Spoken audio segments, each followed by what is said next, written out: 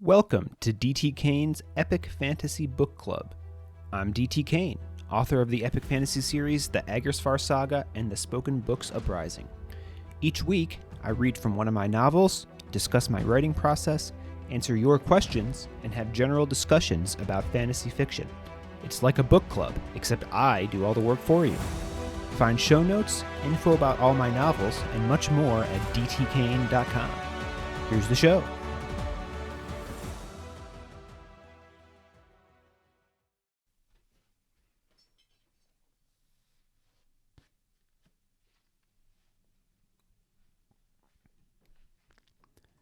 Chapter 16.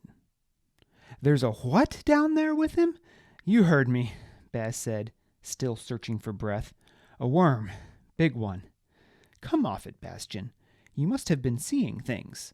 We would have heard by now if there was a worm. There'd be roaring and fire, and rocks would certainly be fighting. I think it was asleep." "Asleep? Rocks fell on it, but it's asleep?" Baz had regained enough composure to glare at Deliritous. "I didn't say he fell on it. More like to the side. He was trying to tell me to be quiet. Why else would he do that?" Deliritous glanced over to the pit, then back to Baz, narrowing his eyes. Baz could figure out what he was thinking well enough. Deliritous was trying to decide whether this was some sort of ploy to separate him from rocks, so that Baz could escape, or maybe even kill him. Baz wanted to be angry at that, but as much as he hated it, he couldn't really blame Deliritous for thinking so. Here he was, hurt and exposed in the wilds, putting faith in someone who for years he'd worried held a dangerous grudge against him, a worry that was completely justified. Just a week or two ago, Baz would have relished the thought of an opportunity to leave Deliritous to rot alone in the woods, surrounded by foul beasts. Why didn't that still seem so appealing to him? "Do you need to see for yourself? I can try to get your horse closer, though it might shy from the smell of the worm." Deliritous was biting his lip now, looking decidedly unleaderly. But eventually he firmed his jaw and sat up as best he could with his broken leg. "No, that won't be necessary." "Thank you," Baz said. "For what?" "Never mind. Let's figure out how to get rocks out of there." "All right," Deliritous said slowly. "But I think that's going to be largely up to you, Baztian. You're the only one who can actually see the situation." Baz opened his mouth to protest, but for once had the good sense to shut it before something he'd regret came out. What did he want? First, upset Deliritous didn't trust him, now upset that Deliritous was putting all the trust in him? "Fine, let me go get a better look. I didn't exactly stop and stare just now." Deliritous nodded agreement, and Baz crept his way back to the hole where rocks had fallen.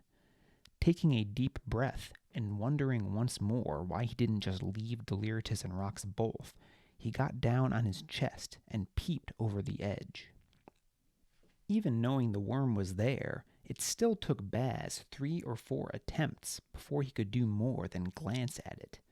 He'd known that they existed, of course, but seeing is believing, as they say, and seeing a monster in the flesh is an entirely different experience than hearing about one in casual conversation.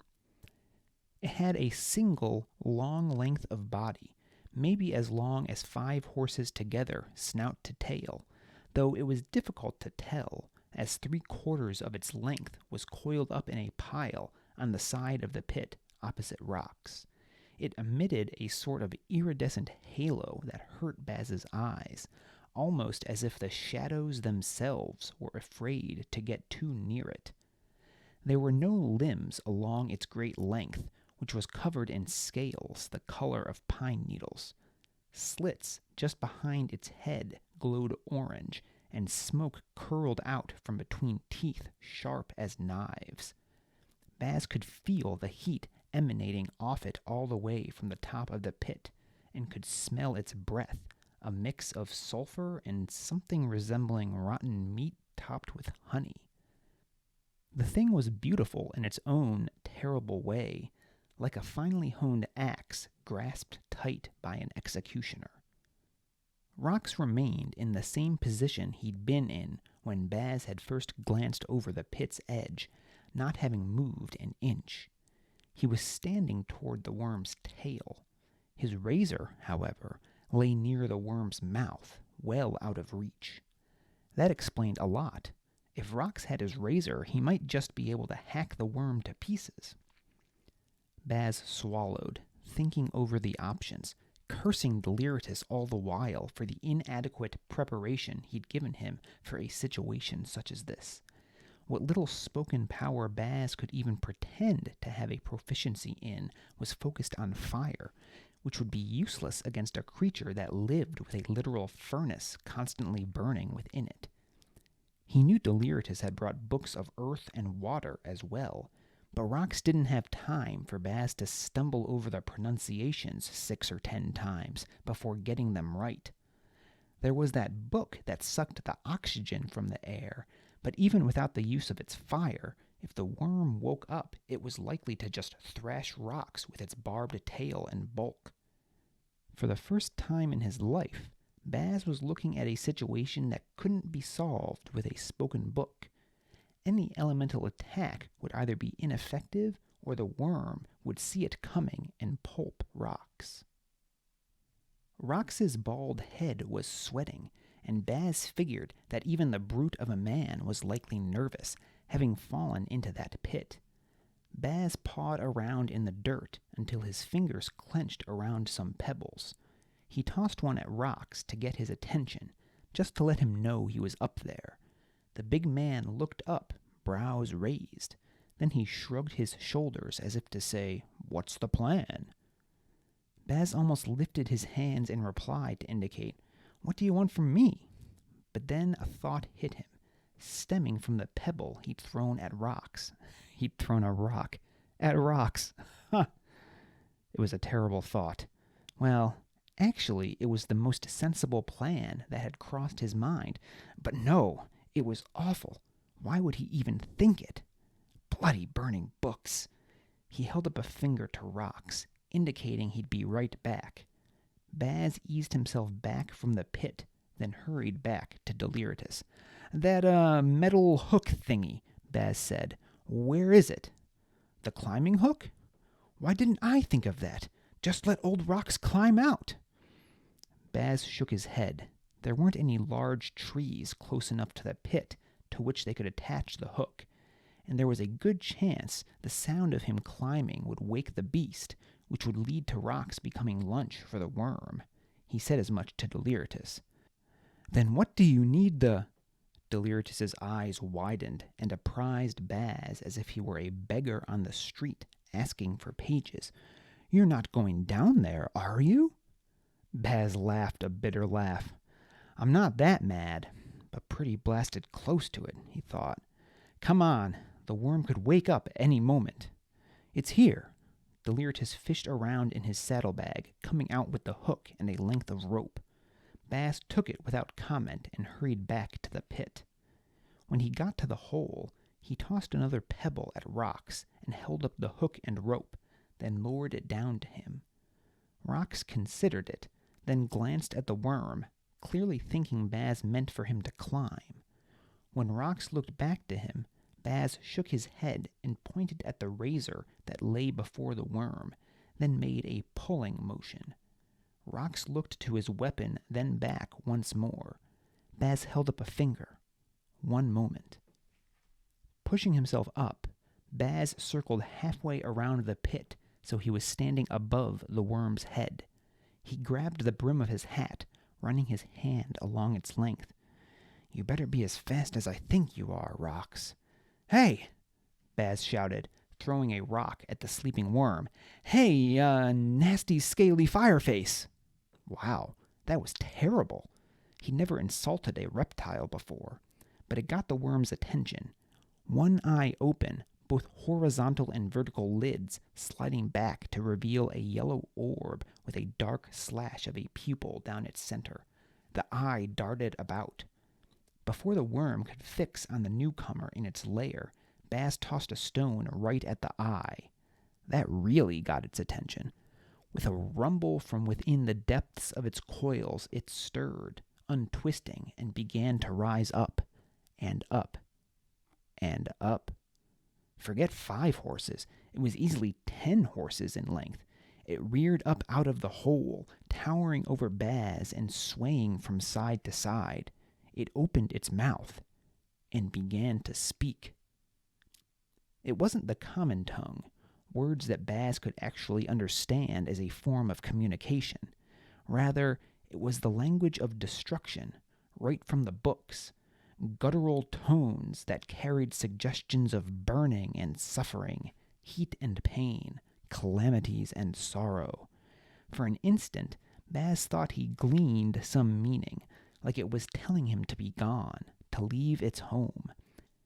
In an insane moment of melancholy, he reflected that Tax might actually like the creature, as it seemed to vindicate his belief that words were important, even if they could never fully be understood.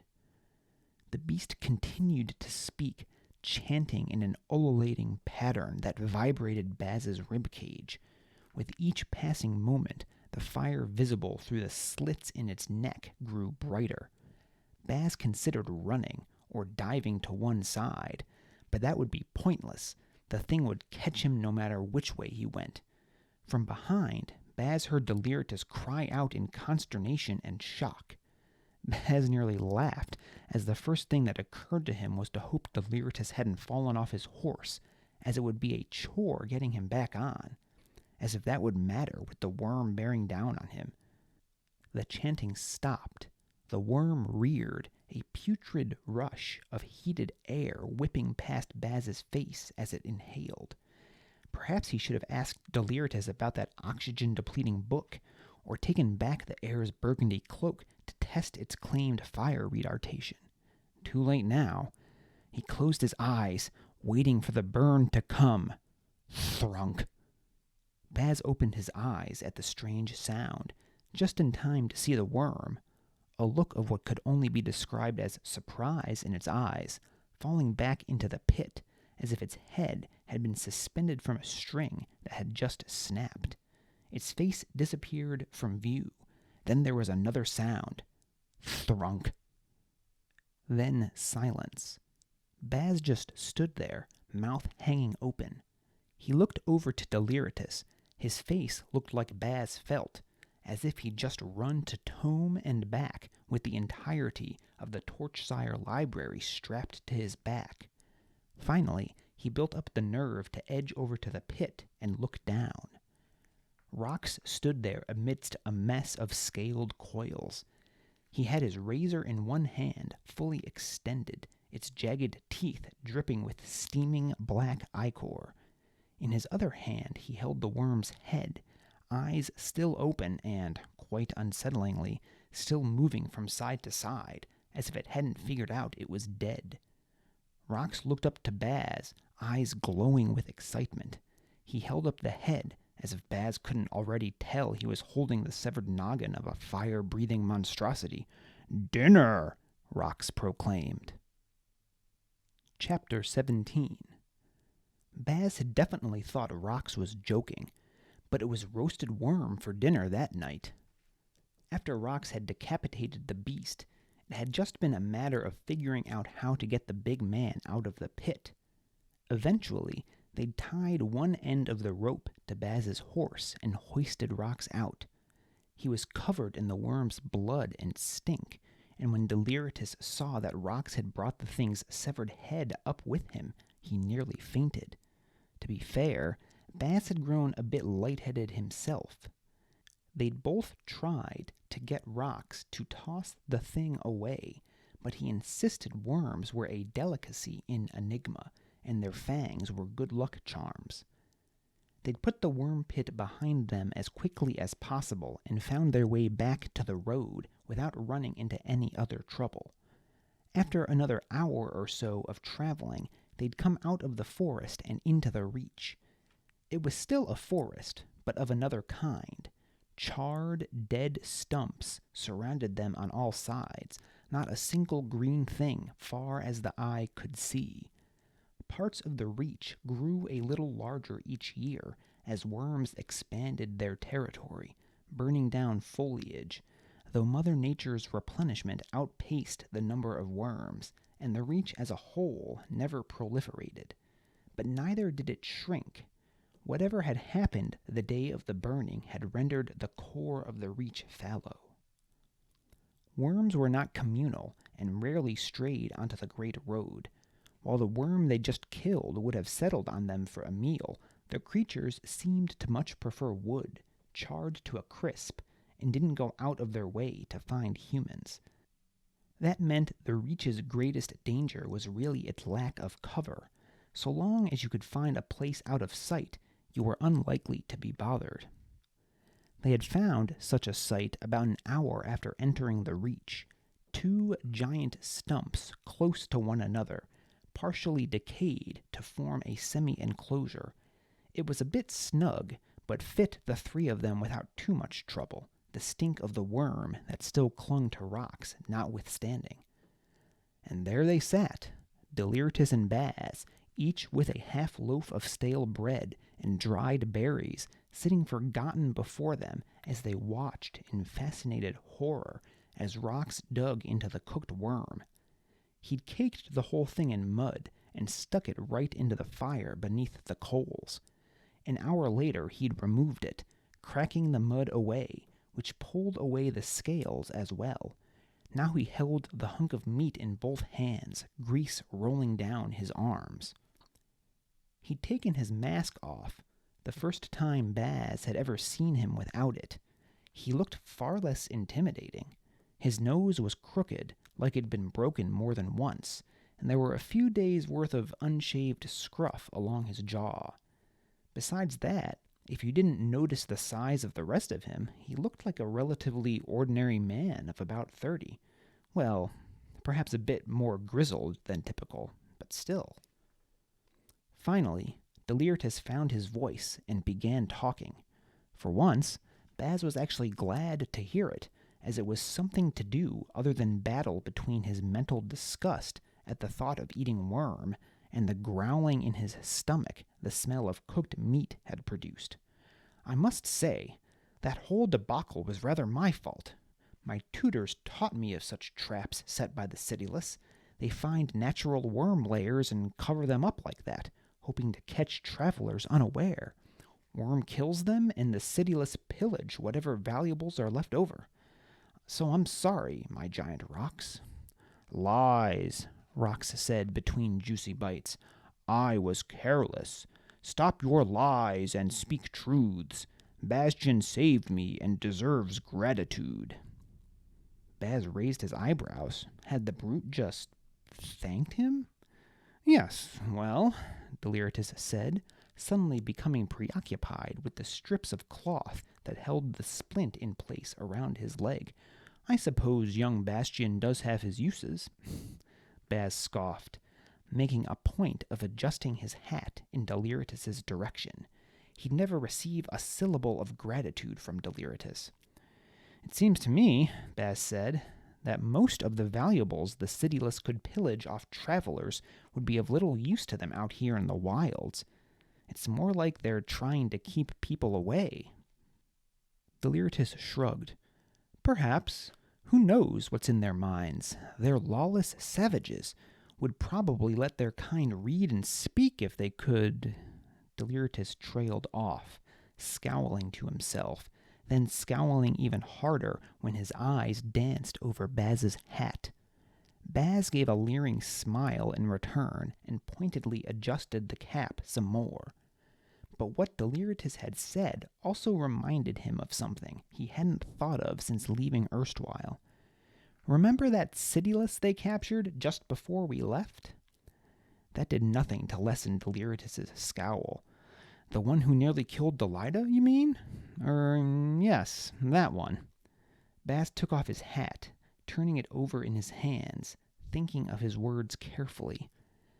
He said he learned to read at the home of the scribes. Now, I don't know about that. It seems pretty unlikely that there's a school for cityless out in the ruins of Tome. much less one that can teach them to read.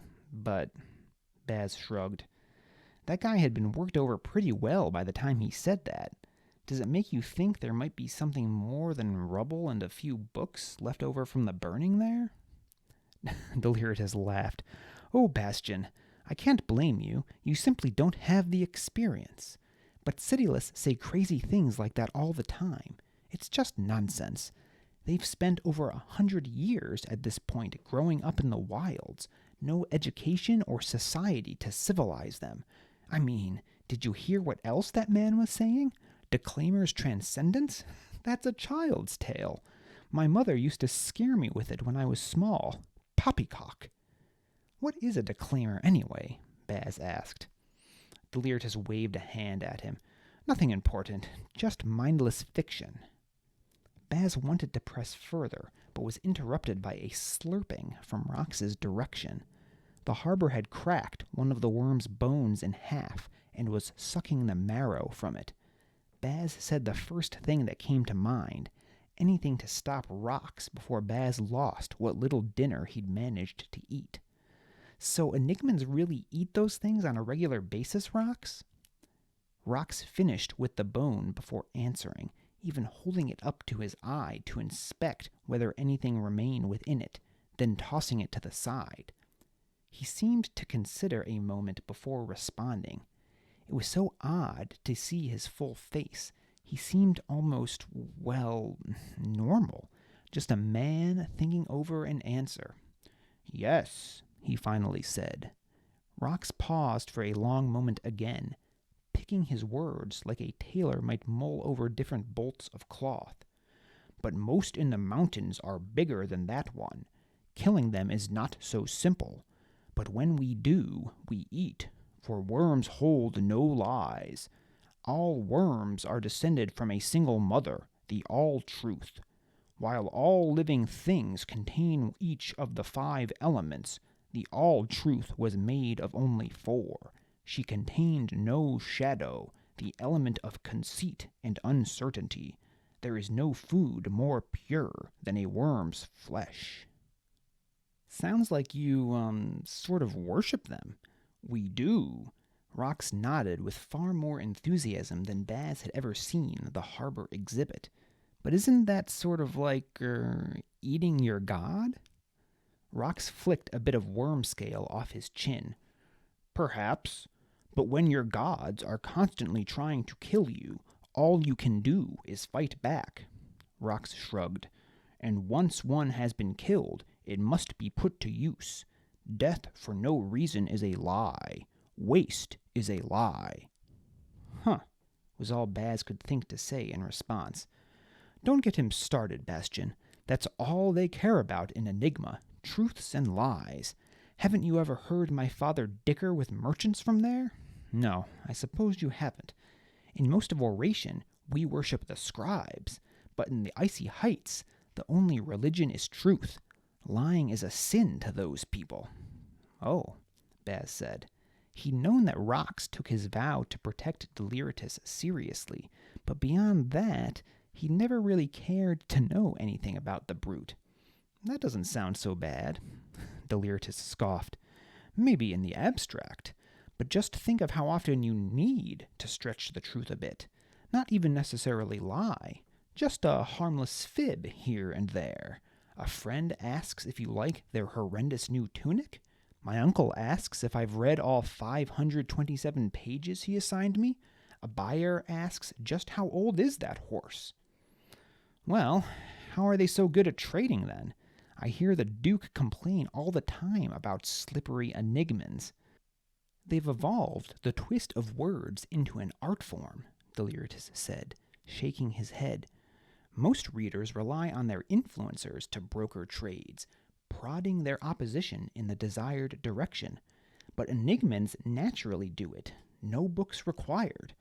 They'll say something that seems airtight truth, but when you really inspect it later, you'll realize it meant something entirely different without being a lie. The words mean what they mean, Rox said, nodding. Yes, quite annoying, Deliritous said, but it means they make for excellent harbors. There's no greater lie than failing in an oath. Rox's face became grave. An Enigman would sooner die than go back on an oath. Or, he said, eyes turning to Baz, permit another to go back on an oath. Baz had begun picking at his food again and nearly choked on a berry. Was that what Rox thought Baz had done? Made an oath to Deliritous to help him finish the trials? Deliritous laughed as if he hadn't noticed Rox's veiled threat. That's also why Rox speaks at the pace of a snail. He's actually got quite the brain in that noggin of his, but Enigmans choose their words with exceeding care, lest they say something that's not actually true. Great. So Rox was not only a bloodthirsty killer, but a smart one to boot, and one that intended to see Baz carry out the deal he'd made with Deliritous. Not that Baz had any real intentions of backing out. Running away into the wilds would be even more threatening to his health than remaining a slave to Deliritous at this point. Well, it's just about time to hit the feathers, boys. Baztian, why don't you warm up the fire? Baz sighed, but didn't bother complaining. He pushed himself up to go feed the flames, but a grunt from Rox stopped him. The giant man was looking at Deliritous. Oh yes, Deliritous said, looking slightly embarrassed. We did talk about that, Rox, didn't we? Talked about what? Baz asked, wary of Deliritus's reaction to Rox. He almost seemed embarrassed. Well, when you were off gathering wood for the fire earlier, Rox and I had a chat. Rox cleared his throat. Oh, stop it, man. I don't need to pick over my words as carefully as you. But if you must know, it was mostly Rox talking, and poking me in the chest, I might add. He turned his chin up toward Rox, indignant. Anyway, he's of the opinion that you've now saved each of us from great peril more than once. Little Dell, Rox rumbled. Yes. It's simple fact, not opinion. And, well, he makes a good point that, well, let's just get on with it. Deliritous turned to the book pack beside him and removed a spoken book from it. Do not repeat this, he said to Baz. Just hear the words. And without opening the book, he recited a simple spell. It was only a handful of words, but Baz recognized it. How could he not? It was the same fire-starting spell Tax had been teaching to him all those years ago. You have that? Deliritous asked. Baz nodded, not quite believing what he was witnessing. Good. Deliritous slid the book over the ground to Baz. Now, don't you open that book. I'm not ready for that, and Rox will bash your skull in if you do. Baz's eyes darted to Rox. The man grinned at him, but also put a hand on his razor. But you've my permission to use that spell. No stop rune required. Now, heat the fire and let's get some rest. Baz stared at Deliritous open-mouthed. This wasn't unheard of course. Readers permitted their speakers to memorize basic spells all the time for convenience. No one wanted to have to open a book and read every time a candle needed lighting, and if the book was close by to supply a power source, it didn't even need to be opened so long as the words were spoken correctly. But Deliritous? Permitting Baz to do it? What was the world coming to? Oh, don't look at me like that, Deliritous said. If you're going to get me through these trials with this broken leg, you'll need to be able to do some things without my help, after all. Baz's mouth dropped farther, though now it was because Deliritous had spoken as if, to that point, Baz hadn't exercised any agency of his own. Ordinarily, he'd have started an argument over that, but he looked down to the spoken book Deliritous had just handed him, then back up. His mouth slowly closed without saying a thing. Deliritous smiled at him. Truth, Rox thundered.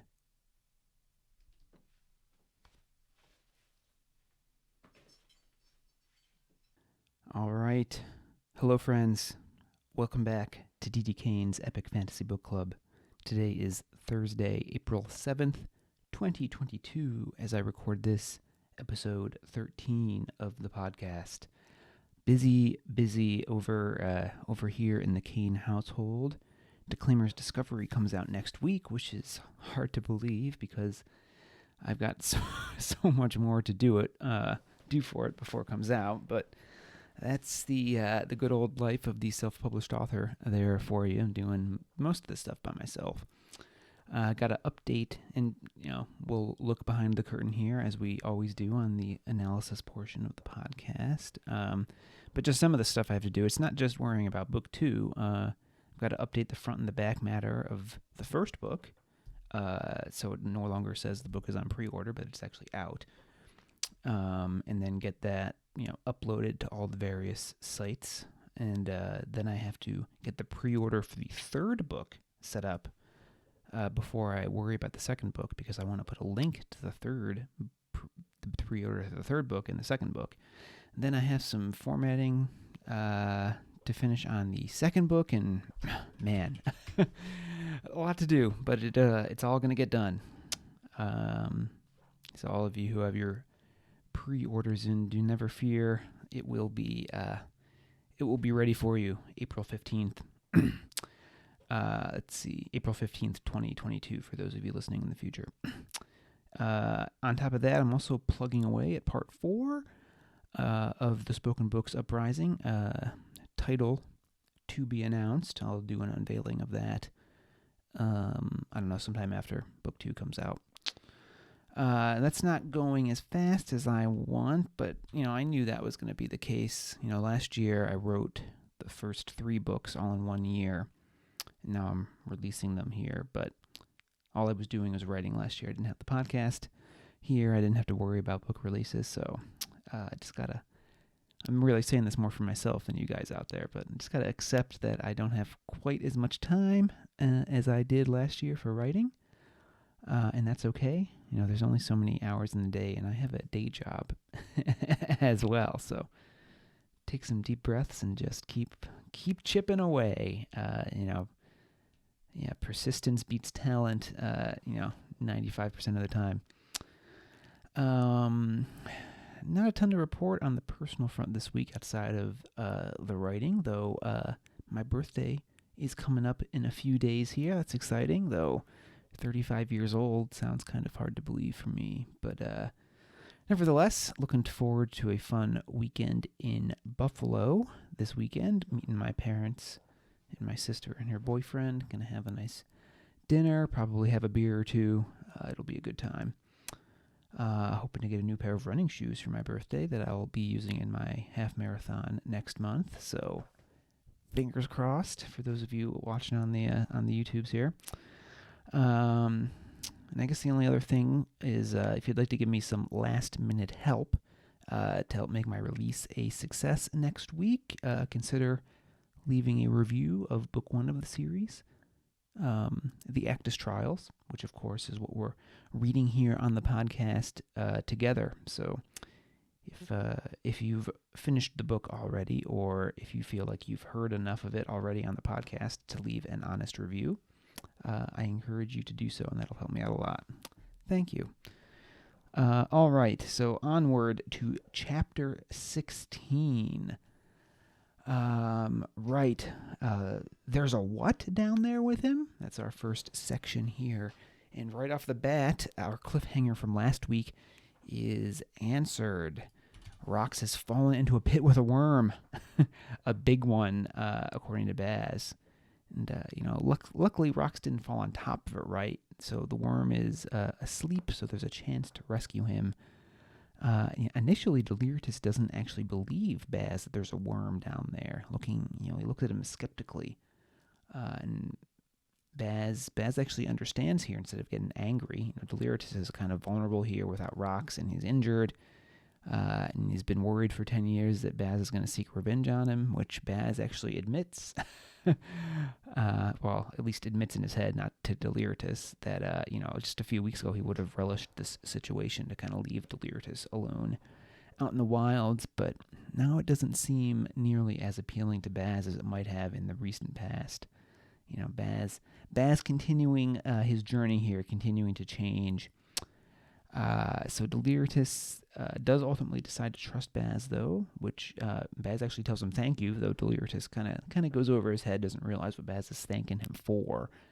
And then he basically leaves it up to Baz to figure out how to get Rox out of this sticky situation. So Deliritous putting some trust in Baz here. Right, so Baz crawls back over to the pit to get to assess the situation. An iridescent halo. So what does this worm look like? Probably not the most creative monster you've ever read about. I'm certainly not the first person to write about worms. It's basically a giant snake, right? Long length of body, green scales, no limbs, sharp teeth, yellow eyes. You've seen it before. Except it does have this odd glow to it, though, right? Almost as if the shadows themselves were afraid to get too near to it.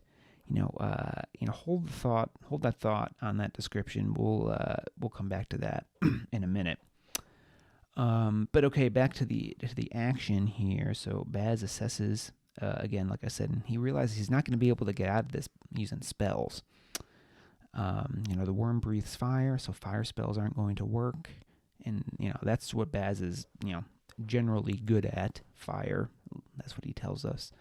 He says he's not great with the other spells Delirious brought. And even if he was, the worm would probably just eat rocks while Baz is trying to figure out how to pronounce the words of these other spells.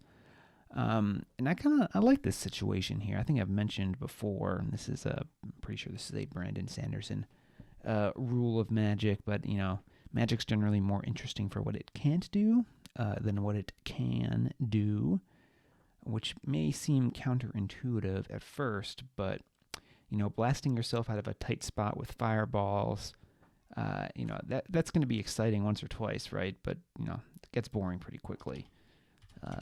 You get a lot of you'll be getting some eye rolls soon if you just get your main character out of every issue by them snapping their fingers with some magical power. So instead, figuring out how to save yourself without magic, that takes you on twists you might not have seen coming, and generally makes for some more interesting storytelling. And how many of you expected the solution Baz comes up with? He runs back to Deliritous and asks for the metal hook thingy. It's a grappling hook is exactly what this is. And did any of you catch that we saw this getting loaded onto the horses back in Chapter 8? And Baz was wondering, what use could that possibly have? I think he said something like, are there mountains between here and home that I don't know about? But, some tricky foreshadowing there from your friendly neighborhood author here. So what's the plan? Not to have Rox climb out. Baz clarifies there's no trees close enough to hold his weight, and he'd probably wake the worm up while he was climbing out anyway, and that would accomplish nothing but Rox getting eaten. So we don't want to do that. So no, the plan is to give Rox the hook so he can kind of use it to hook his razor and retrieve it. And meanwhile, more changes going on here. Baz is going to trust Rox to get his weapon while Baz distracts the worm and kill the worm. So Baz, he's still not really admitting this to himself, but times they are a changing, right? No way he would have trusted Rox like this at the beginning of the book. All right, so words of import. That is our third section here in Chapter 16. At least that's what I'm dubbing it on the podcast here. So Baz throws a rock at the worm, which draws its attention. The thing rises up, proving to be even larger than Baz thought. 10 horses, nose to tail in length. That's like 80 feet. And trust me, that it's 80 feet because I Googled how long a horse is. Average of 8 feet long. So trust the old Google machine. So then the worm begins to speak. You probably think, it opens its mouth and you're like, oh, what's going to come out? Is it just going to breathe fire right away? No, it starts talking. Who saw that coming? Well, maybe some of you did, because remember, back in the prologue, our dragon in the prologue could speak, right? So maybe this isn't so incredible that the worm can too, though of course it's not speaking in the common tongue like our dragon in the prologue was, but it's speaking in the language of destruction. So the language Baz uses to cast all of his destructed spells. And Baz does get some sense of what the dragon is saying. So there is some meaning in the words, right? Telling him to be gone, to leave its home. This harkens back. Even Baz mentions this idea from Tax, Baz's brother, that words are important even if they're not fully understood. All right, so we're gonna exit D.T. Kane's Epic Fantasy Book Club for a moment, and I'm going to welcome you into D.T. Kane's Epic Philosophy Book Club. What do you think? Is this sentiment true? Words are important even if they're not fully understood? Certainly in the context of the book, it seems there's some truth to this, right? After all, Baz at least hinted earlier that Tex kind of continued his education by having him listening to all the retiree songs. And that seems to have taught Baz something, even if he didn't fully grasp it at the time, because he proved he's able to read. Remember, he reads that spell that saves Deliritous and Rox from Marla and Hellar earlier, even though he hasn't read in 10 years. So, sure, in the context of the book, that seems to make sense. What about in real life? Well, I guess let me pose this question to all of you out there in listener land. You ever read a book, then return to it years later and find all these new meanings you totally missed the first time? Well, does that mean it didn't have any value the first time you read it? I don't think so, and I don't think most people would say that. We're all constantly changing. Sometimes books and the meanings behind them can change for us too in different chapters of our lives. So, I guess the alternative here would be, should we simply not read something because we can't fully understand it? That doesn't seem like a good idea. If if you only read things you understood, you would never learn anything, I think. So, kind of an interesting point here, an analogy for real life through something that's going on in the book. But okay, so our philosophy lesson over. Take my cap off here. Welcome back to D.T. Kane's Epic Fantasy Book Club. All right, so I hope you think I did a decent job here of building some tension as the dragon's about to breathe fire on Baz, but obviously he doesn't die. I'm sure none of you were expecting that. Worm almost breathes the fire on him, but then Rox gets his razor and chops the worm up. Whew. Baz is safe. His trust in Rox justified.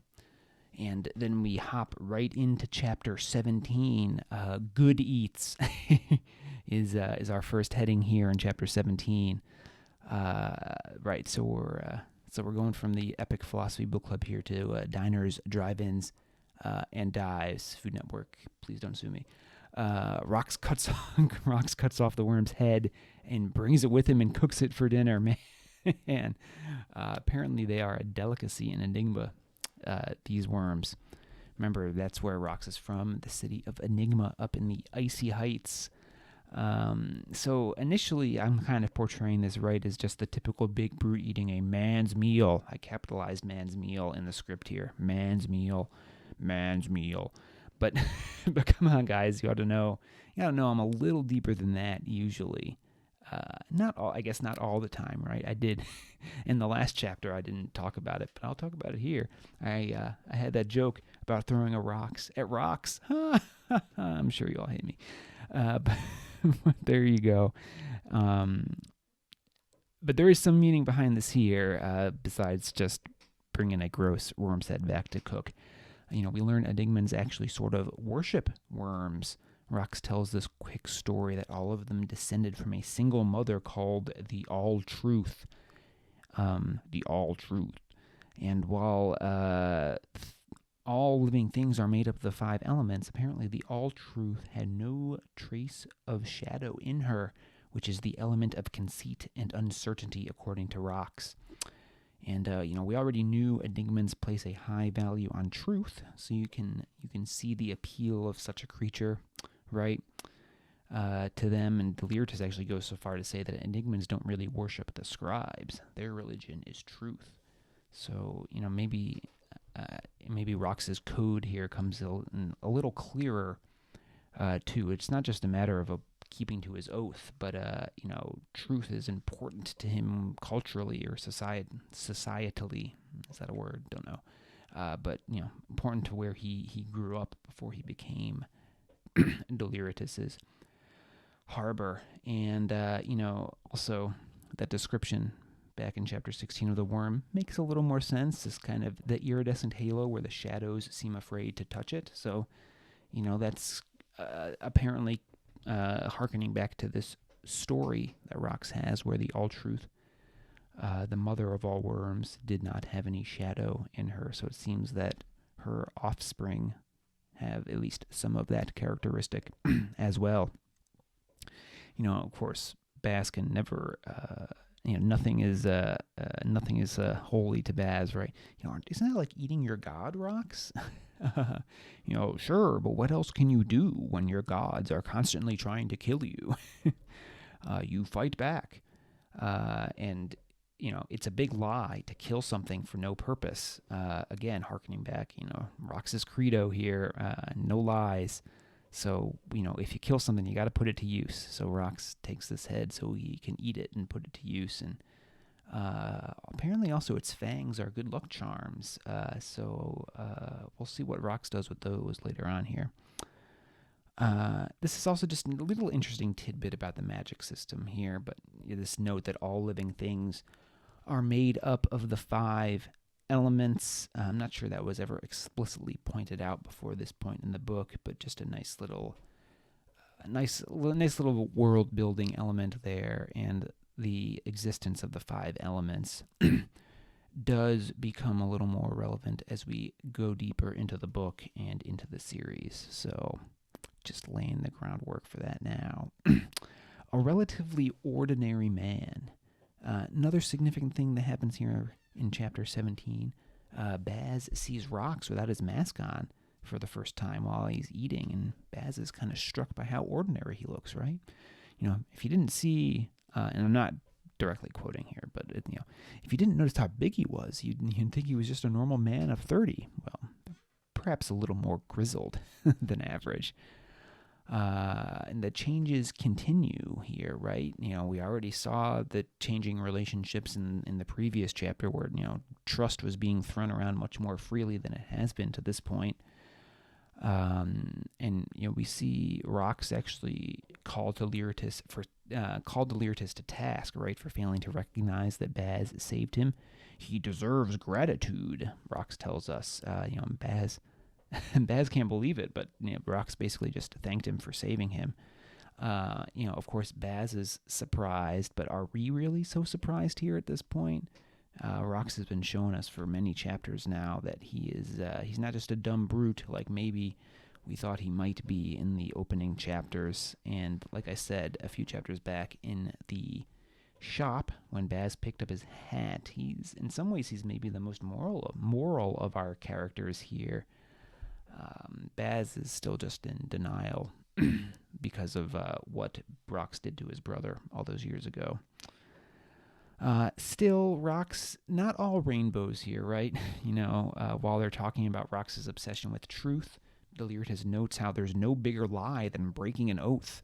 That's why enigmans make such great harbors. You get them to swear this oath to protect you, and they are going to live up to it because they do not break their oaths. And of course, then Rox tosses in here just a little toss, ping pong ball into the cup. Permitting another to go back on an oath is also a lie. Looks at Baz while he says a bit of a veiled threat here, right? Just reminding Baz, you made this promise to Deliritous, no backing out. I've got my eye on you.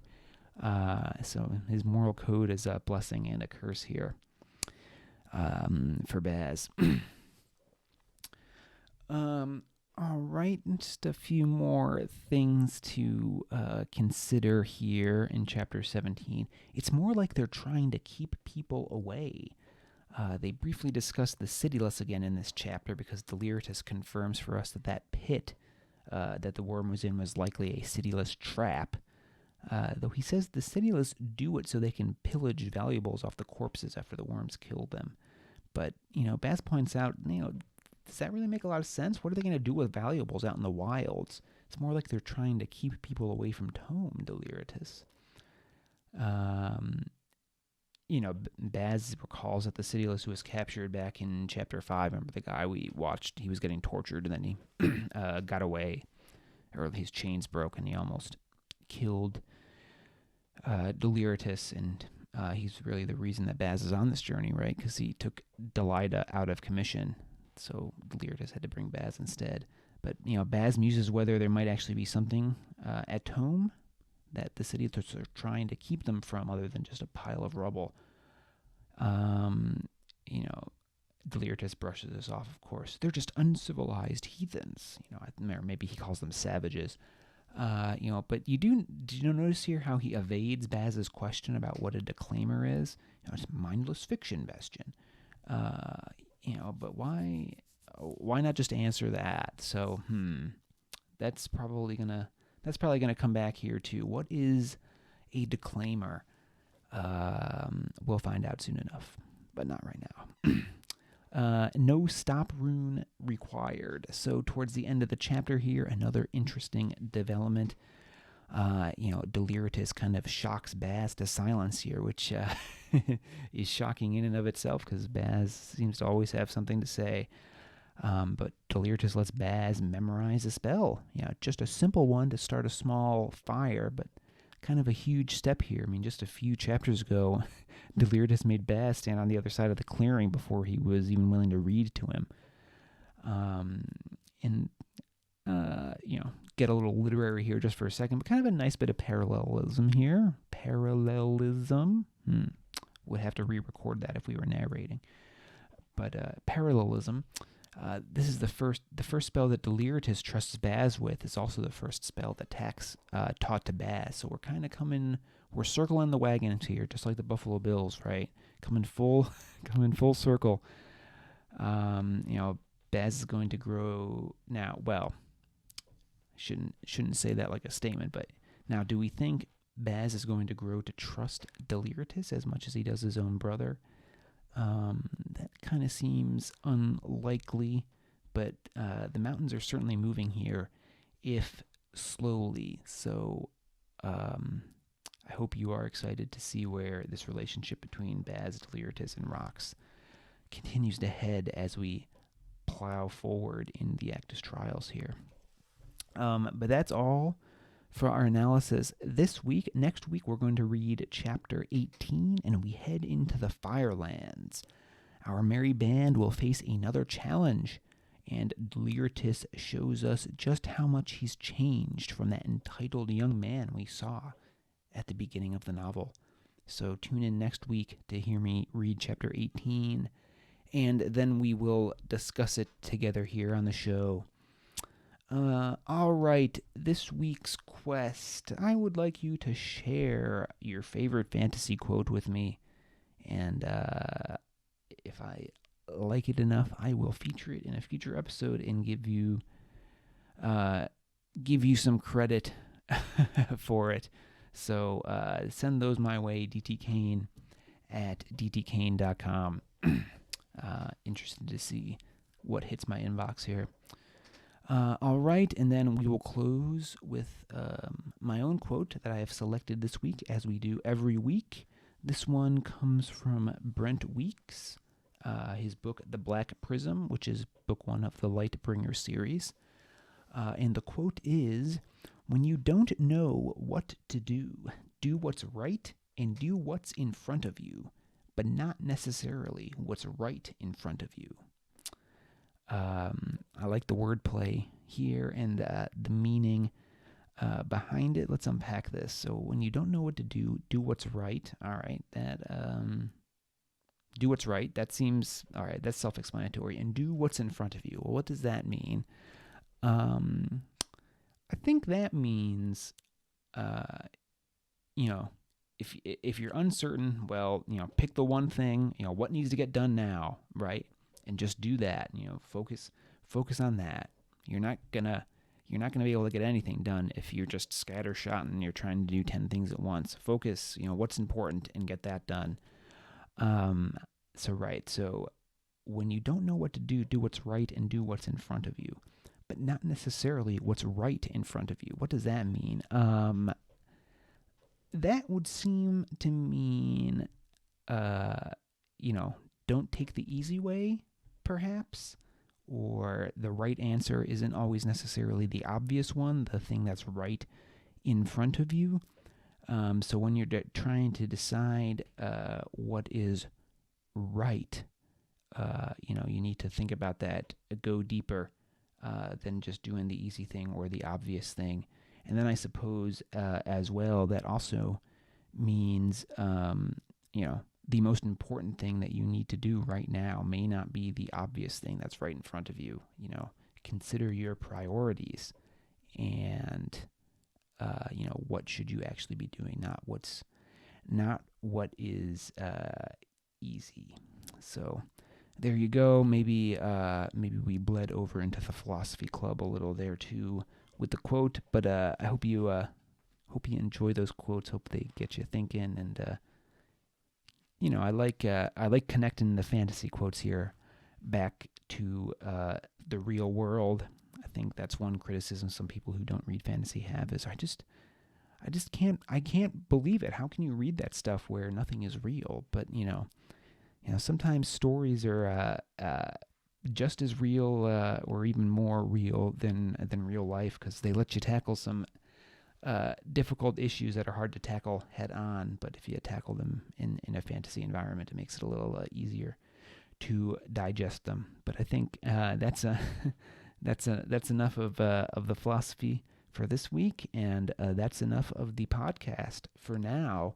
So thank you for joining me. Always enjoy my time here with you each week. And until next time, this has been D.T. Kane's Epic Fantasy Book Club.